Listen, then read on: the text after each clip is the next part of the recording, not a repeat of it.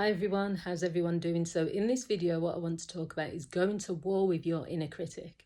So in the last 15 years when I've been working as a counsellor and also in my time working as a coach, this is one of the biggest things that comes up for clients. And this is around a lack of confidence, lack of self-esteem, and having an inner critic that is constantly saying to someone, you're not good enough, constantly making that person doubt themselves. So rather than work with someone and just constantly give them praise or try to say to them, well, that's not true, well, you are good enough and you do have all of these achievements, I think there's a way of working with your inner critic where you tackle it head on, where you're not fearful, you confront it, and these are some statements that you might decide to say.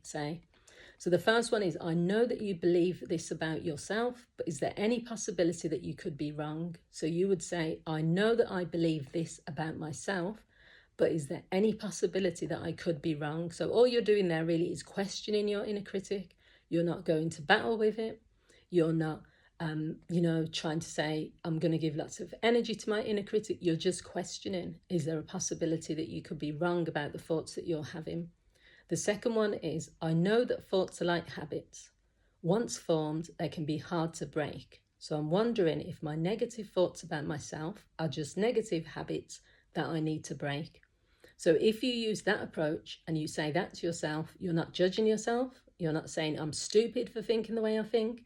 You're not saying, why can't I just feel good enough? You're saying that this is a habit. And if it is a habit, I'm wondering if I should just find a way of breaking the habit. So it just takes the pressure off you because it's not then personal. It's just the same way that you have habits of bad eating, lack of exercise, poor sleep. You would tackle your inner critic in the same way. So the third thing is, you can say, this is more of an affirmation. I have the power, the determination, and the strength to beat my inner critic. So if you use that affirmation, again, you're not judging yourself. You're not trying to fight with your inner critic. You're not trying to question it. You're just having an affirmation that could be helpful in tackling your inner critic. And the final one is, you could say, I'm wondering how it would feel for me not to have these thoughts about myself. So that is more you're pondering and wondering, what would it feel like? And then you might come up with some answers. So you might say, I'd feel free.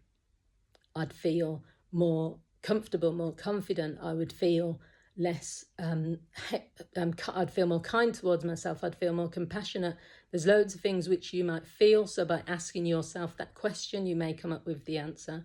So I hope you found this video useful. It was very short. I have made some videos on my YouTube channel, Marianne Hanson Counselling Service, where I've talked about, I think there's one called Banish Your Inner Critic. And there's lots of others around negative thinking patterns. So please feel free to check them out. And don't forget to let me know what you think about this video. Thanks for watching. Bye.